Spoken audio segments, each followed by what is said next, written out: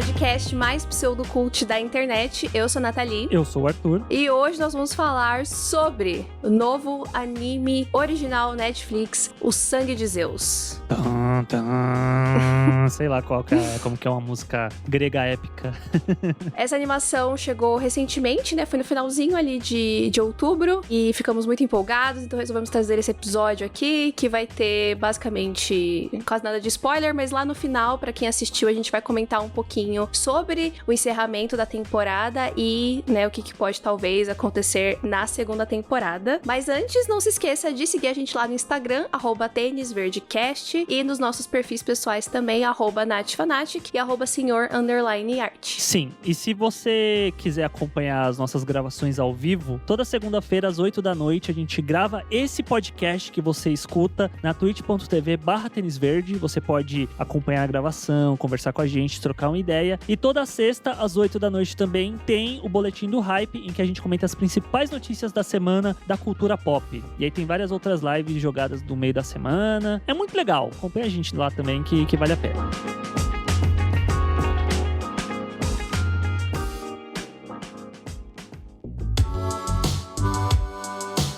Então, Sangue de Zeus é uma história que se passa na Grécia Antiga, aquela lá de quando os deuses gregos existiam. E a gente vai acompanhar a história do Heron, que é um garoto normal, um garoto comum, que é um bastardo, né? Porque ele só tem a mãe dele, não sabe quem é o pai e tudo mais. E aí a gente vai descobrir que ele tem uma relação com os deuses gregos, né? De onde ele veio e tudo mais. Bom, tá no trailer, então acho que dá pra falar, né? Que ele é filho de Zeus. E eu acho que qualquer um ia deduzir isso também por conta do nome da série. Tipo, não só por isso, mas eu acho que é tão 101 de mitologia grega. Sim. Não, eu tô falando isso pra quem não conhece, que a gente sempre tem que, né, deduzir que nem todo mundo sabe esses mitos. Não, sim. É que eu acho que mitologia grega, tipo, é bastardo ou é filho de algum deus. É meio que parte desse princípio. Sim, exatamente. E aí a gente vai acompanhar a jornada dele, né? Tendo que, basicamente, salvar o mundo. Porque tem toda uma questão de uma treta antiga que rolou entre os deuses gregos e os gigantes, né? E aí tem principalmente uma nova ameaça, que são uns demônios, né? Que basicamente são crias dos gigantes, né? Eles foram criados a partir do sangue dos gigantes e tudo mais. E eles estão aterrorizando ali. E aí começa esse corre-corre aí pra matar essa galera, matar esses demônios aí. Quem fez esse anime foi a mesma produtora de Castlevania, que é outro anime original Netflix, que eu gostei da primeira temporada, mas não me animou o suficiente pra continuar. Eu assisti a primeira e a segunda, e eu sinto que houve uma evolução em termos de história que eles estavam contando, que assim, a responsável por fazer a animação é a Powerhouse Animation Studios, que fez Castlevania, que fez Seis Manos, que é um outro anime original Netflix. Agora tá fazendo Sangue de Zeus. E assim, eles não necessariamente são responsáveis pela primeira temporada de Castlevania ser ruim. Com certeza. Porque eu sinto que é mais um problema de narrativa do que necessariamente de animação. E uma coisa que me incomodava muito em Castlevania é que eu sinto que às vezes ele é muito papai, quero ser adulto, então sou violento muitas vezes, sou gore, não sei o que. Eu ficava, gente, que é algo que eu sempre falo e a gente sempre conversa. Ser adulto não necessariamente é isso. Tanto é que eu sinto que eu gosto muito de Sangue de Zeus, porque os momentos que eles são violentos, os momentos que são mais adultos, eles têm um estofo de narrativa junto. Não é gratuito por ser gratuito, sabe? Concordo super. Eu sou uma pessoa que eu não gosto muito de coisas gore, assim, porque eu não gosto quando é gratuito. Mas quando é uma violência bem colocada, eu costumo gostar de histórias assim. E eu acho que o Sangue de Zeus é bem isso. É um equilíbrio muito legal. E, obviamente, tem todo o elemento de mitologia grega, que é uma parada que eu gosto muito. Então, foi, tipo, o match perfeito, assim. Inclusive, falando de mitologia grega, é até curioso que os criadores dessa série é o Charlie e o Vlas Parlapanides. Tem sobrenome grego, hein? Tem sobrenome grego. E eu fui dar uma pesquisada. Eles são roteiristas. Pasme, Nathalie. Ai, meu Deus. De Imortais, o filme de 2011 que marcou a estreia do Henry Cavill no cinema, grande hollywoodiano, que é um filme sobre mitologia grega. E não é legal. Não, é muito ruim, gente. É horroroso esse filme. E eles também, aí vem, eu acho que a coisa mais chocante, em 2017 eles escreveram, junto com outra pessoa, uma adaptação de um anime que saiu na Netflix. Ai, não acredito. Death Note? Sim. Que bosta. Eles trabalharam na adaptação de Death Note. Amados, o que rolou, que ano é hoje, meu Deus. Pô, mas que bom que eles evoluíram, né? Porque o Sangue de Zeus rolou, né? Deu certo. Rolou todo um lance, tipo, deles fazerem o pitching pra Netflix bancar e tal, não sei o quê. E aí, quando o projeto foi aprovado, que foram apresentar os diferentes estúdios que a Netflix tinha um acervo pra animar, eles escolheram a Powerhouse justamente porque eles são muito fãs de Castlevania, da animação, tal, não sei o quê. Aí eles falaram, putz, é com esse estúdio que a gente quer fazer. Então, você, tipo, sente que tudo converge pros mesmos pontos, né? Tipo, a gente falava sobre mitologia grega antes, o nosso próprio nome já mostra isso. Aí eles vão fazer um desenho na Netflix sobre mitologia grega. Aí vão atrás do estúdio que já fez coisa. Então, tudo converge, né, no final das contas. Sim. E nesse sentido, eu gosto bastante de Castlevania. Eu acho que o estilo de animação deles é bem legal. Foi uma das primeiras coisas que me atraiu em assistir Castlevania, porque eu não conheço os jogos nem nada do tipo. E também por ser história de vampiro, que eu gosto. Mas aí eu achei que na hora que ia ficar bom, a temporada acaba. aí eu fiquei com um pouco de preguiça de continuar. Mas Sangue de Zeus, acho que é outra vibe, completamente diferente. Tem um ritmo muito diferente, né? Que realmente engaja a gente desde bem cedo e entrega, né? Eles não ficam segurando a temporada toda pra entregar alguma coisa. Eles entregam já desde cedo, né? E aí uma questão que eu levantei com o Arthur, porque o Arthur, como a gente já falou aqui algumas vezes, ele assiste bastante animação, assiste bastante anime e eu não, né? Eu vejo coisas muito pontuais, muito específicas e quando eu gosto muito, mas não é uma coisa que, nossa, eu tô sempre procurando. E eu fui perguntar pra ele, né? Tipo, mas e aí? Como é que rola essa questão? Anime, desenho, é uma produção que não é japonesa, sim, mas tá lá, um anime original Netflix. Qual que é o correto? Como funfa? O correto é que eu acho que não tem correto. Porque quando você levantou isso, eu fui pesquisar e não tem necessariamente uma pedra fundamental que, tipo, falar isso é isso, aquilo é aquilo. O que é dito como comum por todo mundo que acompanha, e pelo menos essa era a minha percepção, é que anime, por si, pela palavra anime, é muito relacionado a animações que são feitas no Japão. E aí tem todo um estilo particular de animação, de traço de personagem, aqueles olhão, todas umas características que definem o que é um anime, sabe? Sim, sim. Só que isso, pelo que eu tava vendo, é a gente de fora falando do que é anime dentro do Japão. No Japão, anime por si é uma palavra que significa animação. Então pode ser, tipo, qualquer estilo de animação. Só que a gente, vendo de fora, eu acho muito estranho falar que Castlevania, que o próprio Sangue de Zeus são animes porque eles são feitos por americanos. Sim. Até mesmo Avatar, que pra mim é claramente inspirado em anime, que os próprios criadores falavam que, tipo, se inspiraram em anime porque eles assistiam muito anime e tal, nunca foi dito que era um anime. É uma animação americana, ponto. Só que talvez a Netflix, ela comprou pra si esse título de anime, mesmo que não sejam coisas feitas no Japão, sabe? Pra puxar as pessoas. Porque, tipo, eu olho pro traço de Castlevania, eu olho pro traço de Sangue de Zeus, e em nenhum momento eu olho pra esses traços e falo, isso pra mim parece anime. Isso pra mim parece animação. Tipo, animações que podem ter inspirações, referências em anime, mas não necessariamente que são anime. Mas no final, inclusive uma coisa que eu comentei com pessoas quando eu lancei o vídeo de Sangue de Zeus, que veio gente apontar, desenho é anime. Aí eu falei, gente, no final é tudo animação, é tudo a mesma coisa. Tipo, é uma série animada, é uma animação. A palavra anime, no fundo, significa animação. Anime. Tipo, é tudo a mesma coisa. E eu acho que é um preciosismo, talvez muito bobo e desnecessário, querer falar, isso aqui é desenho, isso aqui é animação, isso aqui é anime. Porque é quase como se fosse uma forma de querer validar aquilo que a pessoa assiste, entende? Uhum. Como assim? Você tá falando que o meu Castlevania é um desenho? É um desenho, amigo. Como se isso fosse um problema.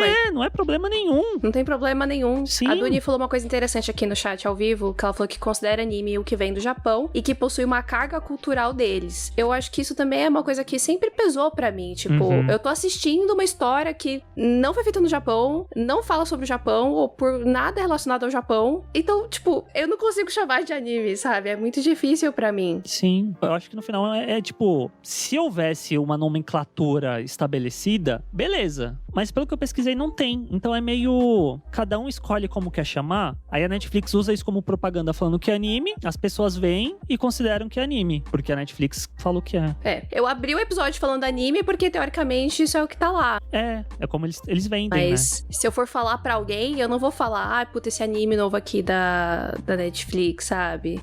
Tem vários animes na Netflix que eu consigo falar, tem esse anime, esse anime, esse anime. Eu olho pra Castlevania e olho pra Sangue de Zeus e falo, tem esses desenhos. E segue a vida. No final, isso não invalida o que é o produto final. Não, porque é muito bom. Sim, a Duni falou, muitos fãs de anime se acham adultos e falar animação remete a coisa de criança. É uma besteira. É exatamente isso.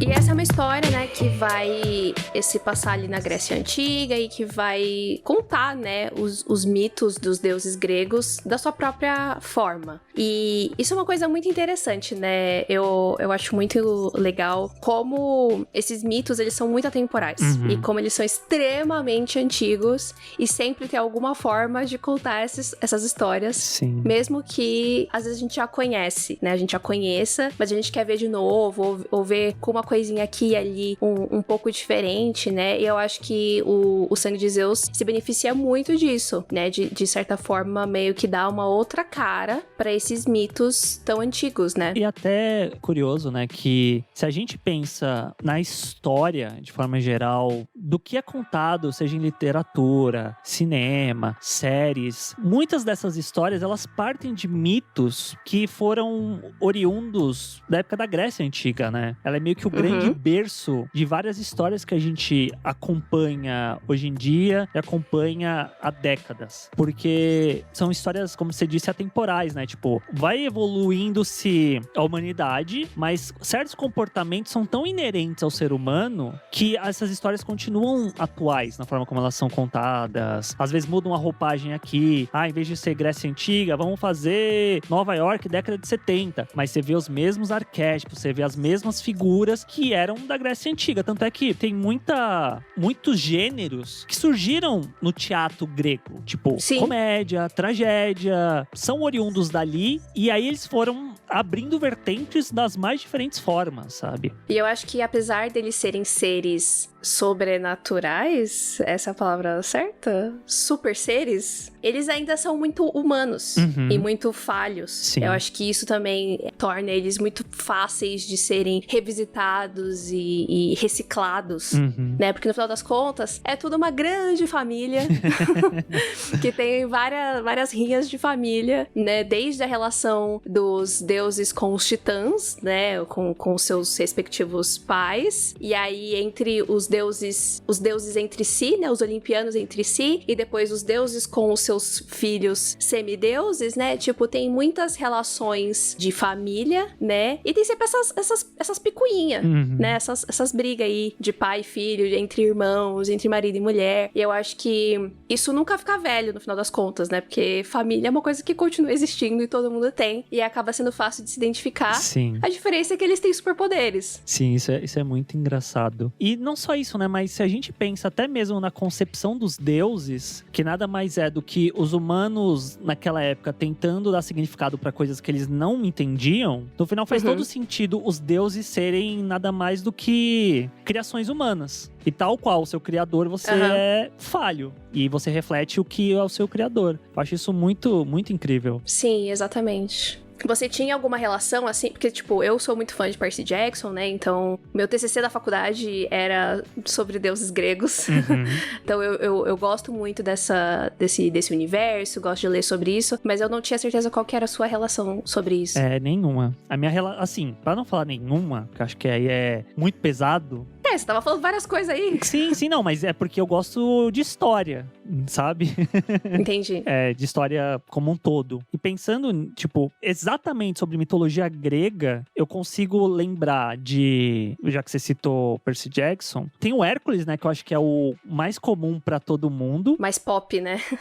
Tipo, Hércules eu acho que é um dos maiores nomes da mitologia grega que as pessoas conhecem. Não só por conta da animação da Disney, mas a animação da Disney ajudou muito a colocar isso na cabeça das pessoas. Mas pela figura, né, do herói grego, eu acho que o Hércules é muito forte. E até engraçado, tipo, pra quem tem o Hércules da animação na cabeça, pular pra um Sangue de Zeus, que todo mundo ali dentro de Atenas lá, tal, no Olimpo, são muito de boa, são os deuses legais, deuses maneiros, e aí Sangue de Zeus todo mundo é meio pau no cu. O que me lembrou, aí eu puxo a minha outra referência, que é God of War, o jogo do PlayStation lá que tem a trilogia, que a gente acompanha o Kratos, que ele é um filho de algum dos deuses lá que eu não lembro quem agora, acho que é de Zeus mesmo, e aí todo o lance da vingança dele pra querer matar todo mundo no Olimpo. Nossa, ele tem uma cara de filho de Ares.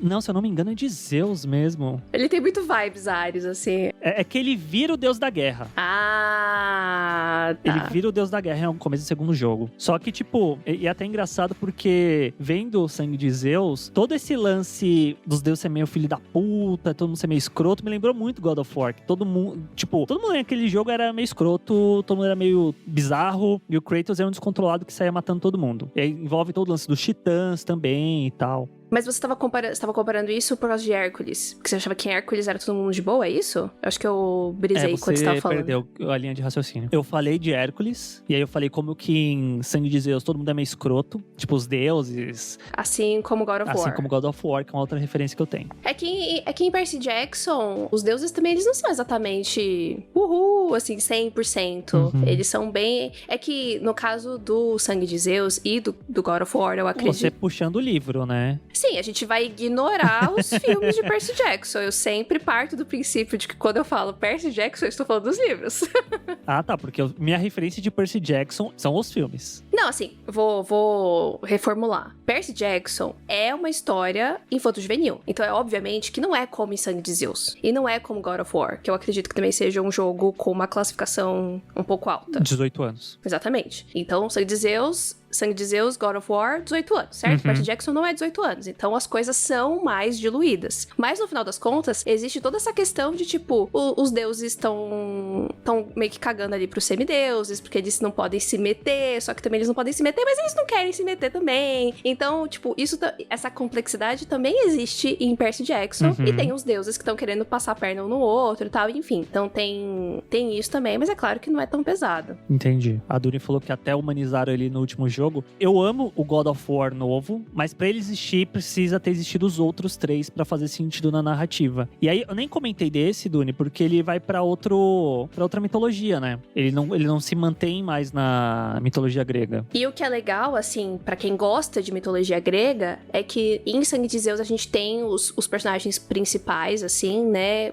De deuses principais a gente tem principalmente Zeus, Hera, o Ares, o Hermes, o Apolo também aparece consideravelmente, mas também dá pra você ir pescando, assim, referências de outros deuses, assim, que vão aparecendo de relance, vão aparecendo no fundo. Isso é bem legal, assim, de conectando os pontos. Isso é bem interessante, mas apesar de ter várias histórias que são muito comuns e que a gente já conhece bastante, vários comportamentos que a gente já sabe que existem, né, em relação aos deuses, principalmente o Zeus, que parece que não importa onde seja, ele é sempre um salafrário, ele sempre é o pegador, enfim, sempre tá causando. É o talarico. Talarico, a gente tem elementos novos, né, personagens novos. Então, o próprio protagonista, o Heron, ele não é um personagem da mitologia grega. Não. Claramente, ele é, assim, você sente que tem ali referências de outros semideuses, o próprio Hércules, né? Mas ele é um personagem novo, que eu gostei dele, eu achei ele um protagonista bem legal, assim, eu embarquei na jornada dele. Ao mesmo tempo que ele é meio protagonista de anime, o sujeito destinado a fazer coisas normal, grandes, né? e tal. Que, tipo, acaba sendo o clichê da mitologia mesmo, né? Sim, jornada do herói. Exatamente isso. A jornada do herói cuspida e escarrada aí na figura do Heron. Como o Perseu, o Horacir falou aqui no chat, exatamente. A história dele é bem parecida com a do Perseu, inclusive. E também a gente tem o Serafim, que é o líder ali dos... São demônios, né? Sim.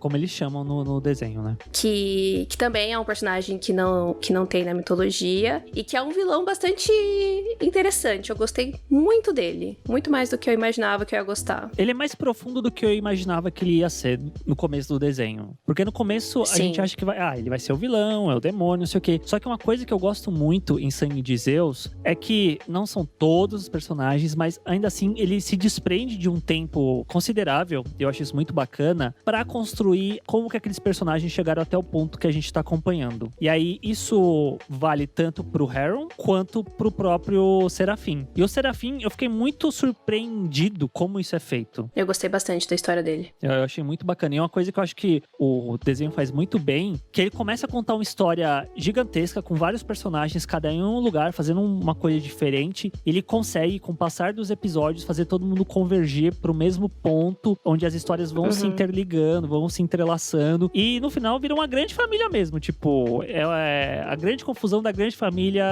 grega. Sim, é uma coisa meio Star Wars, eu acho, né, que tudo vai voltar pra um certo ponto. Eu ia comentar que até o Star Wars mesmo, ele tem muito do mito da jornada do herói dentro dele. Sim. No final das contas, tudo isso que a gente... Tudo não, né, mas grande parte dessas histórias de fantasia e tal, que a gente conhece, né, Star Wars, Harry Potter, tudo isso volta lá pra jornada do herói, que veio também da Grécia Antiga e tudo mais, tipo... É um bagulho muito antigo e que foi se reciclando e reformulando e impactando as artes de uma forma geral, né? Então, tudo sempre vai ser parecido porque tudo veio do mesmo lugar, né? E eu acho que esses dois personagens e essas histórias que deram pra eles, né? Todo o passado deles e tudo mais, e como que isso vai evoluindo, deixa a história muito mais interessante, porque assim, eu amo mitologia grega e eu assistiria, mesmo se fosse a mesma história que eu já conheço. Mas ter essa coisa nova te dá um outro boost de tipo, pera, eu quero saber onde isso vai dar, eu quero conhecer mais esse personagem. Então, eu acho que agrega bastante, né, a história. Sim. Por mais que sejam elementos já conhecidos, eles poderem contar essa história de uma forma que a gente não espera, acho que acaba sendo muito legal e muito surpreendente. E não só por isso, mas também porque eles estarem contando uma história meio que é própria deles, permite eles pegarem todos os pontos e todos os clichês que a gente imagina que vai acontecer e trabalhar de formas diferentes. Sim. E até mesmo pegar, sei lá, personagens que a gente imagina que vai fazer X, fazendo X ou Y dentro desse contexto, ou num contexto que eles desenvolveram de forma diferente. Exatamente. Porém, eu acho que talvez dentro dessa primeira temporada, a Alexia, que é a Amazona, seja a personagem que eu sinta dentro desse trio principal, assim dizendo, que faltou um pouco mais ela ter uma exploração só dela. Eu tava esperando o tempo todo, tipo, agora vai o episódio dela, agora vão me contar mais sobre ela, agora vai, e não foi. E a Alexia também, assim como o Heron e assim como o Serafim, é uma personagem que não tem na mitologia grega, mas as Amazonas fazem parte, né, da mitologia. Então eu tava curiosa pra saber, tipo, mas e aí? Mas por que ela? Por que ela tá ali? De onde ela veio? O que tem a ver? De onde ela veio, exatamente? Tipo, só o fato dela ser uma amazona não me diz muito. E a gente só vê ela, né, durante toda a temporada. A gente não vê outras amazonas. Então, tipo, de onde você veio, pra onde você vai, porque você tá sozinha. São coisas que eu imagino que uma segunda temporada pode explorar, mas eu queria ver agora, sabe? Porque eu vi o episódio do Harold, aí teve o episódio do Serafim, eu falei, é o próximo, hein? Tô sentindo. Aí meio que segue o baile, gente, sério que vocês, tipo, perderam essa oportunidade? Porque eu acho que ela, só por ela existir, ela já é tão B10. Ela é maravilhosa. Ela já tá lá, tem presença, bate de frente, não sei o quê. Tem um episódio em particular que rola uma conversa dela com pessoas do passado dela. Mas eu acho que é muito pouco. Não é nem uma conversa direito. A cena é tão rápida. Tipo, deveria ter mais. Deveria ter tido bem mais. Sim, vamos ver. Vamos torcer pra ter uma segunda temporada e ela ter um espaço maior, porque ela é uma personagem que tem bastante potencial e é uma das poucas personagens femininas do lado do bem, né? Então, seria legal ter um pouquinho mais sobre ela ali. E provavelmente a coisa favorita, assim, que mais me segurou nessa série, que me fez vibrar e ficar muito empolgada, é o quanto esse desenho junta o épico com um elemento super-heróico. Sim. Logo no primeiro episódio já tem uma cena muito da hora, que foi uma outra coisa que eu fiquei bem feliz, porque em Percy Jackson a gente acompanha muito os semideuses, né? E os deuses não podem interferir e tudo mais, então a gente não tem rinha de deuses, né? A gente tem rinha de deuses menores com semideuses e coisas assim. A gente não vê tanto, assim, os deuses em ação por conta disso, né? Porque eles não podem se meter. Aqui em O Sangue de Zeus tem essa coisa também, de que eles não podem interferir diretamente, mas eles vão lá e interferem mesmo assim. Mas foda-se. Mas também tem os conflitos entre eles. E é aí que a gente consegue ver mais deles. E, cara, eles são muito fodas. Eles são muito, tipo, super-heróicos. E isso, essa parte me deixou, assim, muito hypada, muito empolgada. Eu tava muito... Nossa, eu pareço um moleque falando, né? Mas era, tipo, muito da hora as lutas e tal. Eu achei muito foda. É uma parada muito épica, né? E aí eu sinto que o estúdio que animou, ele mandou muito bem nessa sequência. Porque você vê os poderes dos deuses acontecendo, o Hermes correndo, é o Hermes, né? Que corre muito lá e tal. Isso! E, tipo, é umas coisas muito maneiras. Inclusive, a própria Netflix, a gringa no Twitter, ela divulgou uma artezinha que agora eu não tô com ela aqui aberta pra ler tudo. Ah, eu salvei aqui. Você salvou? Falando sobre a super velocidade do Hermes, né? Super velocidade. Que o Shaunt Nigo... Nossa senhora, que nome difícil. Shaunt Nigoghossian. Ele já tinha trabalhado com Flash, é isso? E ele era o diretor de animação. E aí isso influenciou o Hermes, porque o Hermes corre. Então... E a gente tinha conversado sobre isso, né? Enquanto eu estava assistindo, eu falei, nossa, eu tô amando esse Hermes The Flash. E aí, tipo, sim, 100%. É muito foda as cenas do Hermes, são muito da hora, nossa senhora. Sim, eu gosto muito como eles encontram saídas criativas pra mostrar os poderes dos deuses. Tipo, tem alguns deuses, tipo o próprio Zeus, que não tem muito pra onde ir, né? Porque o cara usa raio, então vai ser o raio o lance dele. Mas o Hermes eu achei muito mas bonito. Ainda assim tem umas cenas da hora. Todos os deuses têm. Da hora, velho. Eu tô muito, massa, hétero. É massa, velho. É muito massa, velho. É muito incrível.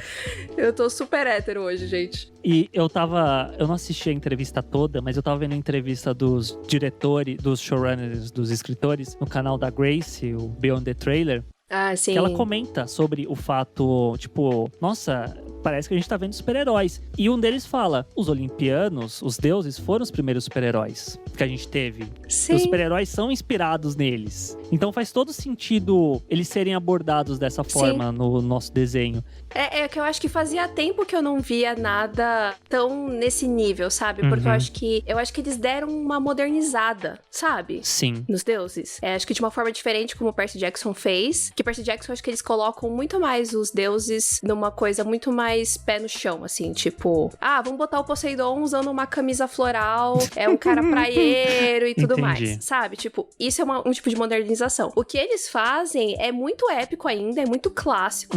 A gente tá na Grécia Antiga e tudo mais, mas eles deram uma estilizada, eu acho. Entendi. Que dá esse tchan, assim, tipo de, sabe? Tipo, nossa, que foda, que da hora, sabe? Tipo, dá um up, assim, que você fala, nossa, da hora esses caras. Não é aquela coisa muito antiquada. O Percy Jackson, do jeito que você tá falando, eu lembro muito de Deuses Americanos, do Neil Gaiman. Isso, é essa vibe mesmo. Essa vibe de pegar essas figuras que outrora, no passado, tinham toda uma mística, tacá-lo eles no pé no chão, né? Pra contar a história. Enquanto eu sinto que o Sangue de Zeus, os deuses, eles são quase que os deuses de God of War, só que enquanto God of War é muito heavy metal, hétero topzera, os de Sangue de Zeus são mais uma vibe super-herói 2020 que a gente tá vivendo. Sim.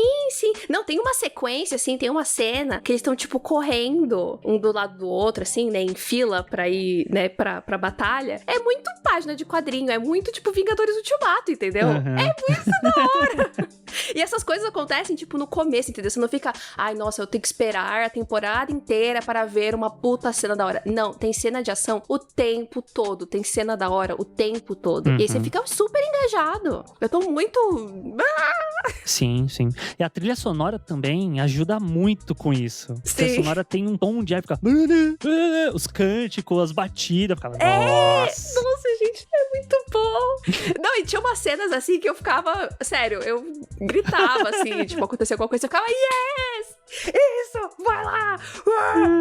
Muito da hora. E eu gostei muito dos efeitos sonoros também. Eu nunca sei se é mixagem de som, edição de som, enfim. Mas, tipo, os efeitos sonoros, eu acho que não fica uma coisa superficial, sabe? Fica uma coisa bem real. Não sei explicar direito o que eu tô querendo dizer. Tem peso. A cena tem peso. Isso. Exatamente.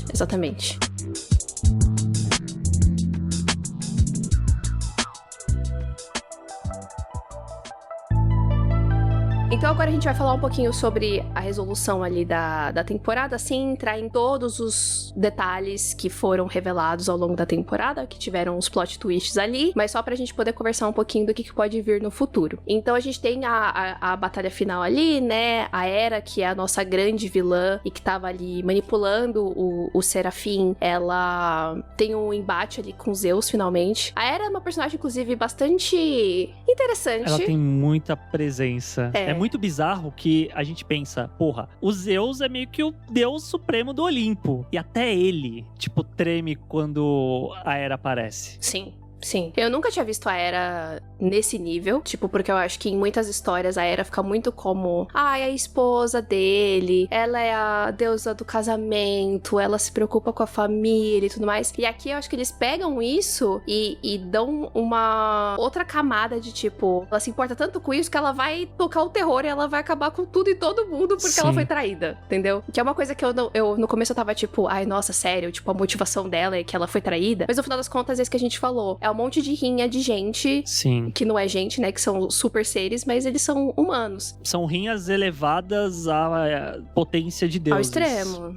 Exatamente. E uma coisa que eu tava lendo na internet que eu achei muito legal, uma observação muito pontual que eu vou trazer aqui, que é a Hera, ela não se vira só contra as mulheres com quem o Zeus se relacionou. Ela se vira contra ele. Sim. Ela vai atrás dele. Ela quer se vingar dele. Ela quer matar ele. Ela quer machucar ele. Então isso é bastante interessante de ver também. E mostra todo o poder dela, tal. Ela é uma puta vilã da hora. E ela deu trabalho aí ao longo dessa temporada, né? Eu achei bem interessante ela. Inclusive, nesses pontos em que ela aparece, que a gente acompanha bastante do Olimpo, me lembrava muito Game of Thrones também. É super, né? Tipo, eu tô aqui, aí a gente vai dar um golpe aqui, você, Zeus, agora todos os deuses estão comigo. Aí o Zeus vira pro irmão e fala, pô, irmão, até tu, ele, até eu. E tipo...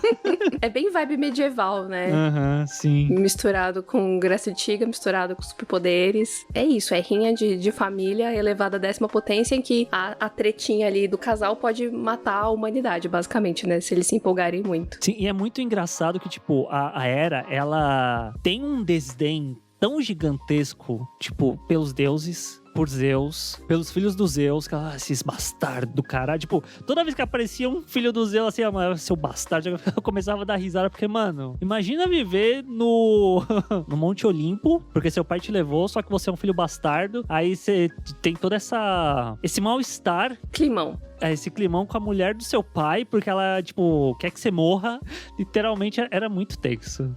Mas o que eu tava falando sobre a resolução ali que a gente vê que pode acontecer, é porque a gente tá vendo esse monte de deuses brigando pra lá e pra cá, e que meio que vai formando grupo, né? Tipo, quem tá do lado da Hera, quem tá do lado do Zeus. E aí, né, o Hades não aparece, nunca. Hades nunca aparece, o mundo tá se acabando, Hades nunca aparece. Aí eu fiquei, esse porra vai aparecer no final. Esse porra é o gancho. É o gancho, esse cara. Tenho certeza absoluta, esse safado tá lá quieto, vendo o circo pegar fogo. Porque é uma coisa bem clássica, né, da mitologia grega, que o Hades, ele guarda esse rancor, né, pelo fato dele ter ficado quando os deuses derrotaram os titãs, eles dividiram os reinos, né, o Zeus ficou com os céus, o Poseidon ficou com o oceano, e o Hades foi, né, sobrou pro Hades o submundo, e ele não gosta disso, né, ele não acha isso legal, ele guarda essa birra aí dos irmãos, e aí aparentemente é isso que está acontecendo, né, porque o Hades, ele dá o ar da graça no final ali, e faz uma proposta ali pro Serafim, e aí acaba. E aí eu fiquei, Hades, eu sabia! E eu gostei bastante. E eu tava curiosa pra ver, eu queria ver como que era esse Hades, eu queria ver qual que era o desenho dele. Eu achei da hora. E eu acho que pra uma segunda temporada, além do Hades, a gente pode ter também a Alexia ter mais desenvolvimento. Tem vários deuses também que, tipo, se apareceram, eu não vi. A própria Afrodite, eu acho que ela não aparece. Então, atrás ali aparecem muitos deuses. Então, mas, tipo, aparecer por aparecer, eu acho que é, tipo... Não, sim, você tá falando de aparecer de ter participação. É, de ter desenvolvimento. De ter participação, tem uma caralhada de deuses que podem aparecer. A própria Ártemis também. A Ártemis, Afrodite. O Dionísio teve uma hora que apareceu lá, eu falei, tô te vendo aí, menino. Enfim, e também, que assim, a gente tem os 12 olimpianos, mas a gente tem vários outros deuses menores. Deuses de coisas que a gente nem sabe que tem Deus pra isso, entendeu? Que até o Olimpo ali, da forma como ele é construído, aquele monte todo ali tem um monte de deuses. E aí, quem mora mais pra baixo são os deuses menores, e aí vai subindo, e aí você vai, né, os deuses maiores vão morando mais pra cima. Então tem muita coisa que pode ser explorada, e que eles optaram por não... Mas assim, considerando todas as tretas que aconteceram, até que apareceu bastante deuses. Sim, na medida do possível. Porque são 8 episódios de 20 minutos. Não, mentira, não é 20 minutos, 30 minutos. Alguns tem até mais. O último tem 40, quase 50. É bem longuinho. Mas assim, é uma série bem curtinha, assim. E tem um monte de coisa que precisa, né, ser explicada ali sobre os protagonistas. Então, considerando que numa segunda temporada a gente já conhece, né, já tá bem estabelecido esse universo, aí acho que dá pra ter mais espaço, né, pra outros personagens, outros deuses. Até porque o Zeus... teve um final ali um pouco, né? Teve um final que não permite ele voltar na segunda temporada. Ou não, né? Não sei, eles são deuses, vai saber que eles podem inventar, né? Mas assim, até o momento da gravação desse episódio, que é no comecinho de novembro de 2020, a segunda temporada ainda não foi confirmada. E nessa entrevista que eu acompanhei, os showrunners eles até falaram, vai ser muito importante esse período de 30 dias do lançamento. Então a gente vai saber se a gente vai ser renovado ou não no começo de dezembro de 2020. Mas visto que eu sinto que a série está alcançando pessoas e as pessoas estão curtindo para um cacete Sangue de Zeus, eu acho que a renovação é bem plausível. E eu espero que aconteça. E as animações, de uma forma geral, na Netflix, sejam, né, animes ou desenhos, elas costumam ter uma vida longa, diferente das séries. Porque eu acho que é uma questão de custo também.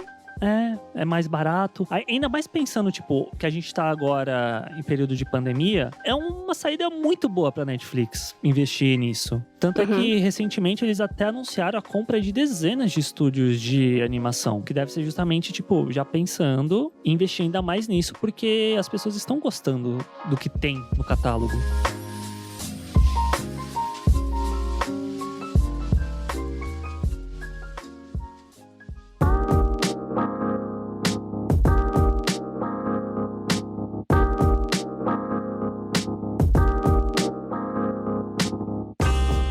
Gente, esse é o nosso episódio basicamente sem spoilers sobre o Sangue de Zeus, que é essa animação incrível que tirou o hétero de dentro de mim, assim, de tão empolgada que eu estava. O homem hétero que mora dentro de mim saiu e urrou para a tela da televisão. Achei muito da hora. Acho que quem curte mitologia grega, curte Game of Thrones e, enfim, curte Rainha de Deuses vai adorar, assim como a gente adorou. E vamos torcer aí pra ter uma segunda temporada. Então espero que vocês tenham gostado dessa conversa aqui. Se vocês não assistiram Sangue de Zeus, assistam porque a gente não entregou várias coisas. É babado. E se vocês assistirem, ficarem a fim de ver depois de escutar esse episódio, marca a gente que você tá assistindo, pra gente ficar feliz, dá quentinho no coração, a gente compartilha, chora em segredo, @tênisverdecast no Instagram, @natfanatic e @senhor_art também no Instagram. E se você quiser participar ao vivo das gravações, toda segunda-feira às 8 da noite na twitch.tv/tênisverde. Toda sexta tem o Boletim do Hype, que a gente comenta as principais notícias da semana, só que o Boletim do Hype fica só lá na Twitch. E fica o convite de você participar, que tem o melhor chat da Twitch, o chat mais incrível, mais maravilhoso. É verdade esse bilhete. É isso, gente, a gente se vê no próximo episódio, então, tchau! Tchau! Tênis verde, tênis verde, tênis verde.